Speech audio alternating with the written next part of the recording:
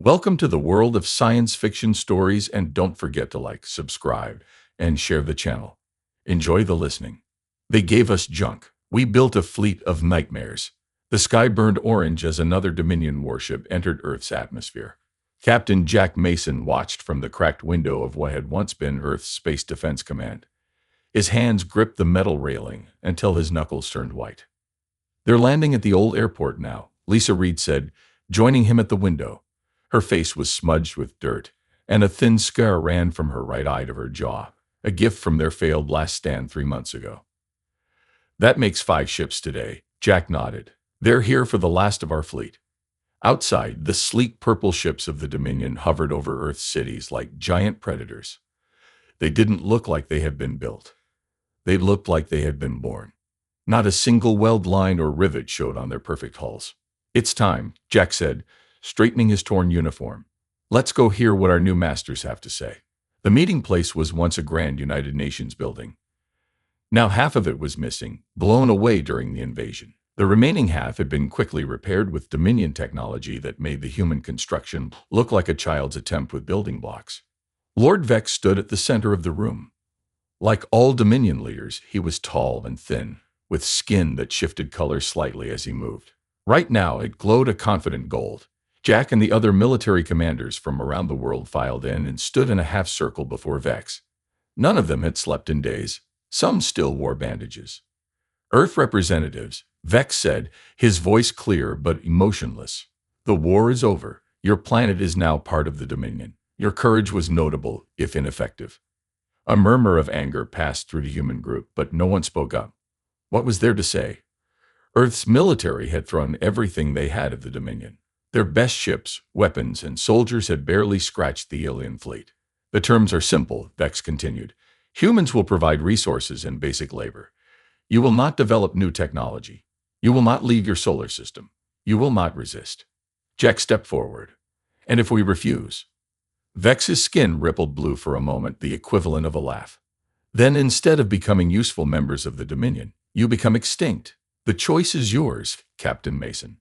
Jack felt the eyes of the other commanders on him. As the former leader of Earth's Space Defense Force, many looked to him now. 6 billion lives hung on his next words. "We accept your terms," he said, the words like ash in his mouth. "Wise," said Vex. "My ships will collect all military technology from your bases worldwide.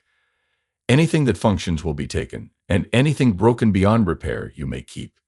His skin flickered with blue again. "We are not unreasonable. You can have the junk."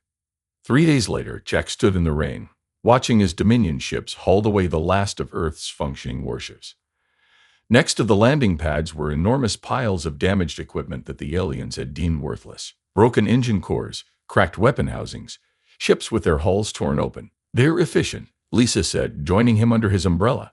As Earth's leading engineer on the now-destroyed orbital defense platform, she had worked with Jack for years.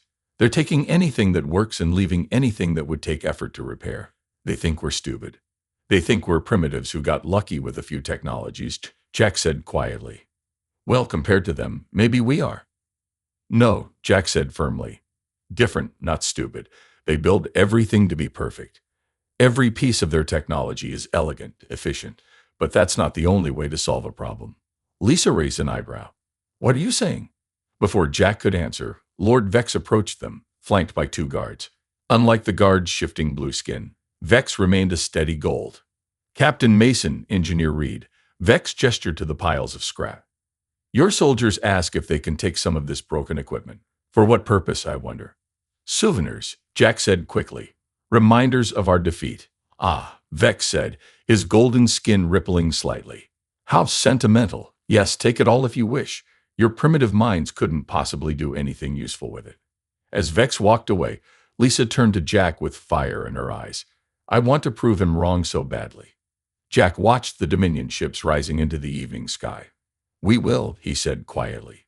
"Round up every engineer, programmer, and scientist who survived. Tell them to meet us at the old mining complex in the Rocky Mountains." "Why there?" "Because it's deep, it's isolated. And the Dominion thinks it's just a simple mine now."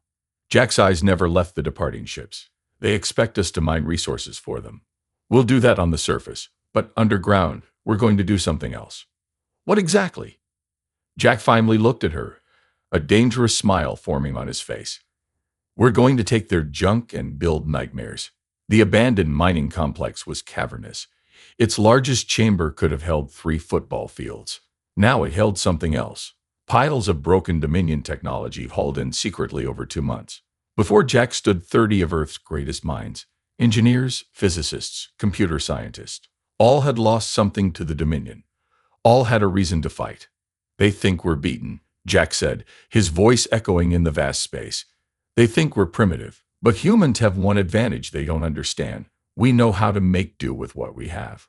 We know how to improvise. He pointed to the alien technology piled around them. They gave us their scraps because they couldn't imagine what we might do with them. Their technology is perfect, designed to work exactly one way. But we're going to make it work our way. Lisa stepped forward. I've been studying their engine cores. They're designed to work in harmony, in perfect balance. But what if we deliberately unbalance them, create controlled chaos? Mark Davis, a programmer who had lost his wife in the invasion, nodded eagerly. Their computer systems reject anything that doesn't follow their logic patterns, but I think we can create hybrid systems, part human, part Dominion, that they wouldn't recognize or know how to counter. Exactly, Jack said. We're not going to build pretty ships. We're going to build monsters, nightmares, things that shouldn't work but do. He looked around at the determined faces. This will take years. We'll have to work in secret, maintain the pretense of defeat. And then? And then what? Asked an older woman, Dr. Wilson, who had once designed Earth's defense satellites. Jack's face hardened. And then we take back our world, one ship at a time. A hush fell over the group as they considered the enormity of what he proposed. Then Lisa stepped forward. I'm in, she said simply. One by one, the others joined her. Soon all 30 stood in a circle, hands joined. They gave us junk, Jack said. We'll build nightmares, they answered as one. Outside, a Dominion patrol ship passed overhead, its scanners sweeping the mountains. It detected nothing but a simple mining operation and moved on, never imagining what was beginning deep below. 5 years passed. On the surface, Earth seemed to have accepted its place in the Dominion. Humans mined their planet's resources, handed them over to their alien masters, and kept their heads down. The Dominion inspection ships came less often now. Earth was considered a solved problem. Deep underground, beneath 3 different mountain ranges across the planet, a different story was unfolding. Mark Davis hadn't seen daylight in 3 days. His eyes burned from staring at screens where lines of code, part human, part alien, scrolled endlessly. The room around him was lit by the blue glow of salvaged Dominion power cells. 20 other programmers worked nearby, all focused on the same impossible task. Any progress? Lisa Reed asked, entering the room. Her hair was streaked with gray now, though she was only 36. Stress had aged them all. Mark rubbed his eyes. I think so. Look at this. He tapped a command, and on a large central screen, a simulation began running. A virtual ship, nothing like the sleek Dominion vessels, but a rough, asymmetrical thing, performed a series of maneuvers that should have been impossible. How are you getting that much speed? Lisa asked, leaning closer. I'm not using their navigation systems the way they were designed, Mark explained. The Dominion builds everything to be balanced, perfect. But I found that if you deliberately create imbalance in their drive systems, you get these energy spikes. He pointed to a graph showing wild fluctuations. They consider this a catastrophic failure. I'm treating it as a feature. Lisa smiled. Jack needs to see this. He's back from the mining inspection. In another part of the complex, Captain Jack Mason, still called Captain though Earth no longer had a military, was studying a large holographic display showing the solar system. Red dots indicated known Dominion patrol routes. They've gotten lazy, he said as Lisa and Mark entered. Their patrol patterns are predictable now. They don't expect trouble from us anymore. They'll get trouble all right, Lisa said. Mark's made a breakthrough with the navigation systems. Show him. Mark ran the simulation again. Jack watched with increasing interest as the ugly, misshapen virtual ship performed maneuvers no Dominion vessel could match. It's like watching a drunk dancer, Jack said. Unpredictable, but somehow effective. Their targeting systems would struggle to lock onto movement patterns like that. Exactly, Mark said. And there's more. We found a way to integrate their power cores with our old nuclear technology. It's unstable, dangerous even, but But twice as powerful, Lisa finished. They gave us broken parts expecting junk. We're building monsters instead. Jack nodded slowly. How close are we to a working prototype? 6 months, Lisa said. Maybe less. Good, Jack said, turning back to the holographic display. Because we found something. He zoomed in on an area near Jupiter. Our observers at the outer mining stations caught a Dominion supply ship dropping off equipment at this location. It's not on any of their official routes. What are they building out there? Mark asked. We don't know, Jack replied, but whatever it is, they're keeping it secret even from their own people, which means we need to find out. The next morning, Jack led Lisa and Mark through a massive underground hangar where hundreds of people worked on what appeared to be piles of junk. But looking closer, one could see patterns emerging from the chaos. In the center of the hangar sat their first prototype, the Nightmare one. It looked nothing like a proper spaceship. Parts of its hull were exposed, showing a maze of wiring and tubes. Different sections were different colors, salvaged from various sources. Where Dominion ships were elegant and symmetrical, this was a hodgepodge of angles and protrusions. It's ugly, said a voice behind them. They turned to see Tom Fletcher, a former civilian pilot who had lost his family during the invasion. But I'm guessing that's the point. Beauty isn't the goal, Jack confirmed. This ship needs to do things the Dominion can't predict or understand. Tom walked around the vessel, examining it with an expert's eye. The engines are massive compared to the hull size. Overcharged, Lisa explained. We're running their power cores hot, way beyond safety parameters. A Dominion engineer would have a heart attack seeing this design. And that's our advantage, Jack added. They follow rules. We're breaking them. Tom nodded. When do we fly? We need a pilot crazy enough to test it, Jack said with a slight smile. Tom's eyes lit up. I volunteer. 3 months later, in the dead of night, the mountain above the secret base split open, a hidden door large enough for a ship to pass through. The Nightmare One rose slowly from its underground home, its engines glowing an angry red instead of the cool blue of Dominion technology. Inside the cramped cockpit, Tom Fletcher gripped controls that were part salvaged Dominion interface, part human design. The ship hummed around him, vibrating in a way that felt dangerous, alive. This is Nightmare One, he said into his headset. Ready for test flight. From the control room, Jack's voice responded. Remember, stay within the atmosphere. Keep below their orbital sensors. All we need to know is if this thing flies without exploding.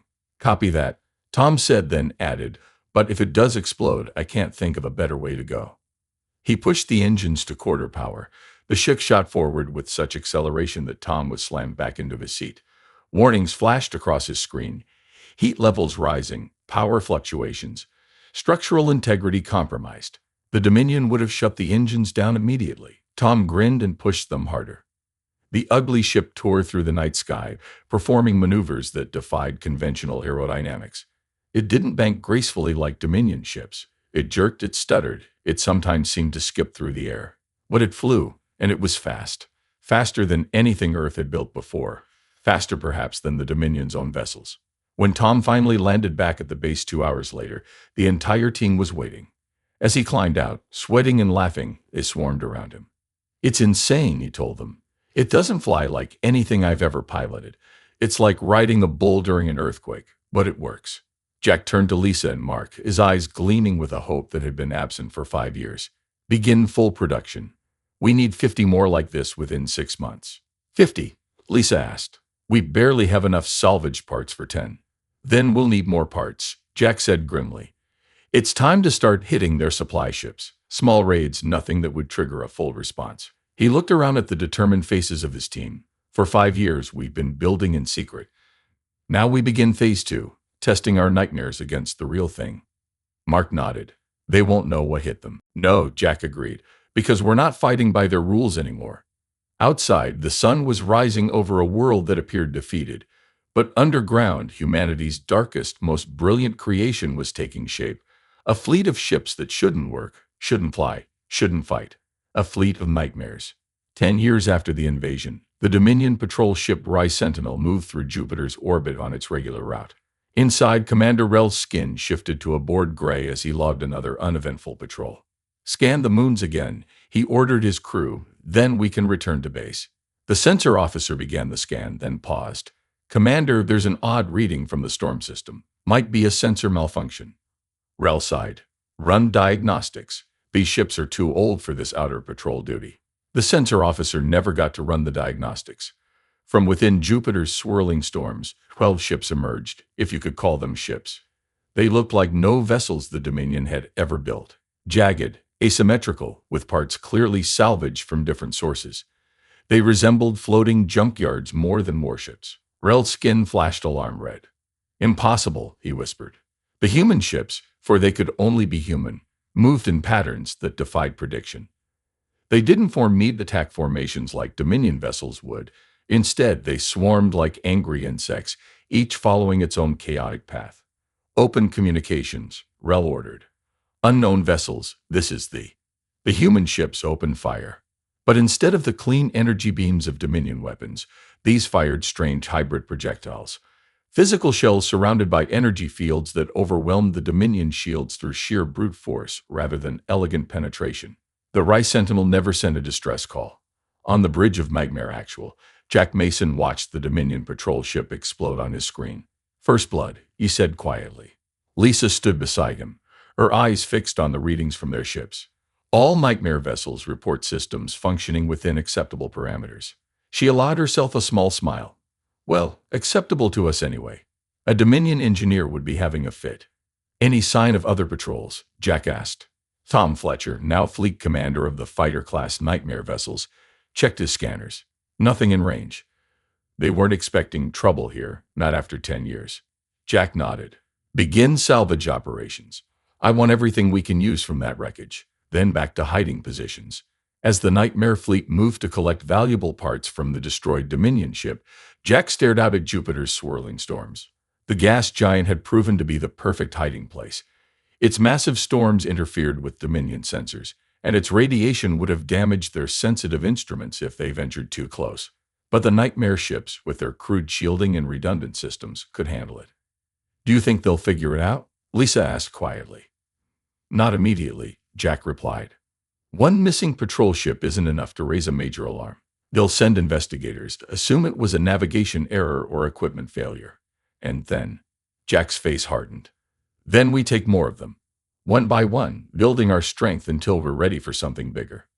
In the Dominion Command Center on Earth, Lord Vex studied the report of the missing patrol with mild concern. His skin rippled with brief flashes of yellow, the color of analytical thought. No distress call, he asked the officer before him. None, my lord. The ship simply failed to return a report. Vex dismissed the idea of human involvement immediately. In 10 years, the primitives had shown no sign of rebellion. They worked in their mines, provided resources as demanded, and kept to themselves. Their military capability had been thoroughly dismantled. Send a search vessel to its last known coordinates, Vex ordered. Most likely a navigation error took them too close to the gas giant. These outer system patrols are monotonous. Crew error increases. Yes, my lord. After the officer left, Vex turned to look out at the Earth's skyline. The humans had proven to be disappointingly docile. He had almost hoped for more resistance. It would have made subjugating them more satisfying. When 3 more Dominion patrols disappeared near Jupiter over the next month, Vex could no longer dismiss it as coincidence. He ordered a battle group, Hive warships, to investigate. The battle group entered Jupiter's orbit with weapons charged and shields at maximum. They expected pirates, perhaps, or some natural phenomenon. What they found were monsters waiting in the storm. This time, the Nightmare fleet didn't bother hiding. 15 vessels, ranging from fighter size to one massive capital ship, emerged from Jupiter's clouds. Each was uglier than the last. Asymmetrical horrors built from salvaged parts, their hulls bearing scorch marks and hasty repairs. On the bridge of the lead Dominion warship, Captain Mez's skin paled to white shock.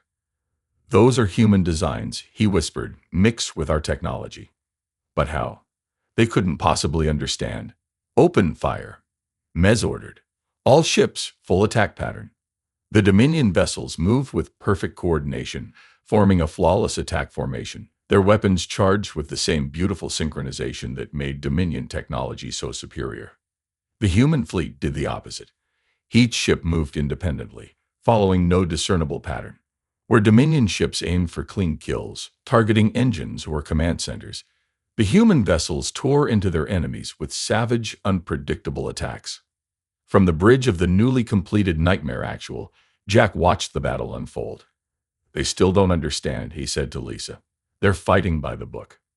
We burned the book, she replied, gripping the console as their ship shuddered under enemy fire. The massive Nightmare flagship shouldn't have been able to move as it did, rolling to present its strongest shields, then suddenly jerking in the opposite direction when the Dominion adjusted their aim. Its engines glowed an angry red, occasionally belching flames when pushed beyond safe limits. All ships, execute Plan Chaos, Jack ordered over the fleet channel. The Nightmare vessels broke their loose formation entirely, each acting as if operated by a madman. They took hits, many hits, but their crude, overlapping shield systems and heavily armored hulls absorbed damage that would have destroyed more elegant ships. And they hit back harder. Where Dominion weapons were precise, the Nightmare fleet's cobbled-together weapons were brutal. They didn't elegantly disable, they tore apart. 3 Dominion warships were destroyed in the first 10 minutes. A fourth soon followed. The fifth, badly damaged, managed to enter faster than light travel, escaping back toward Earth. Should we pursue? Tom asked from his fighter command. No, Jack said. Let them go. Let them tell the others what they saw. As the human crews cheered their victory, Jack turned to Lisa. Get me damage reports. We need repairs before they come back. His eyes were hard, and they will come back with everything they have. Lisa nodded. Next time they won't underestimate us. No, Jack agreed. Next time they'll be scared. He looked out at the floating wreckage of 4 Dominion warships, the most advanced vessels in the galaxy, defeated by ships made from their own garbage. 10 years they've looked down on us, he said quietly. Now they learn what humans do best. We adapt, we improvise, and we overcome. The Nightmare fleet gathered its prizes and withdrew back into Jupiter's storms, taking with them the broken remains of Dominion superiority. Lord Vex's skin had never shown such a deep crimson. The color of rage pulsed across his body as he replayed the battle footage for the 5th time. 4 Dominion warships, perfect examples of the most advanced technology in the galaxy, destroyed by vessels that looked like they had been assembled from a scrapyard. It was impossible. It was insulting. How? He demanded of the gathered Dominion commanders. How have these primitives done this? No one dared answer until Admiral Chorus stepped forward, his skin a cautious blue. My lord, it appears they have taken our discarded technology and modified it in ways we would never consider. Modified. Vex spat the word. They've corrupted it. Look at those ships. Asymmetrical, unbalanced, chaotic. They shouldn't even fly. And yet they do, Chorus said quietly. The surviving captain reports that their movements were impossible to predict. Our targeting systems are designed to anticipate logical, efficient maneuvers. The human vessels moved irrationally. Vex's skin paled slightly as understanding dawned. They've turned our greatest strength into a weakness. Our technology is perfect because it follows rules. They're breaking all the rules. He turned to stare out at Earth through the command center window. For 10 years, he had thought the humans beaten docile. All the while, they had been building nightmares. Prepare the main battle fleet, he ordered. All of it. We will crush this rebellion before it spreads. Deep in the asteroid belt between Mars and Jupiter, the Nightmare fleet was growing. What had begun as a dozen ships was now nearly 100, each uglier and more dangerous than the last. Inside a hollowed-out asteroid that served as their main construction facility, Jack Mason met with his commanders. The room was lit by the blue-green glow of salvaged Dominion power cells.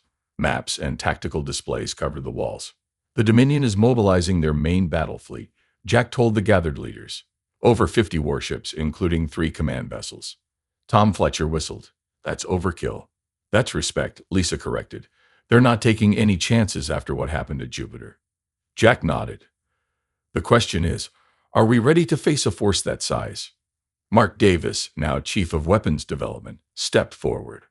We've completed the first Dreadnought-class vessel, the Nightmare Prime. It's something even we think is crazy. Jack raised an eyebrow. How crazy? We've installed 12 Dominion power cores, modified to run beyond safe parameters. The energy output is off the charts. Honestly, it shouldn't work at all, but it does. Lisa added, though there's a good chance it might explode if pushed too hard. So it's a ship that might kill its own crew, Jack said thoughtfully. Perfect. The Dominion would never imagine we'd use something so dangerous. Tom laughed without humor. They already think we're insane. Might as well prove them right. Jack turned to the tactical display. The Dominion fleet will be here in 3 days. We don't have the numbers to face them head on, even with the Dreadnought. Then we don't fight fair, said a new voice. Anna White, former guerrilla fighter before the invasion, now captain of a mid-sized nightmare vessel, stepped into the light. We've hidden bases throughout the asteroid belt. We use hit-and-run tactics, divide their forces, make them chase shadows. Jack nodded slowly. Guerrilla tactics. Space warfare style. It could work. It has to work, Lisa said quietly, because after this, there's no going back. The Dominion battle fleet entered the asteroid belt with weapons charged and shields at maximum. 53 warships in perfect formation, a display of overwhelming force that had subjugated countless worlds. On the bridge of the command ship, Lord Vex watched the scanner readings with intense focus, his skin rippling between angry red and cautious yellow. Spread the fleet into search pattern, he ordered. Find their bases. The perfect formation broke into smaller, equally perfect groups. They moved with mathematical precision through the asteroid field, their sensors probing every rock large enough to hide a ship. They found nothing. For 2 days, then a small Dominion patrol of 3 ships reported contact near a large asteroid cluster. By the time reinforcements arrived, all 3 ships had been destroyed, and there was no sign of the attackers. Similar reports came in from across the asteroid belt. Small groups of nightmare vessels would appear, strike hard and fast, then vanish among the asteroids before larger forces could respond. Vex's skin boiled with frustrated crimson. They're toying with us. Concentrate the fleet.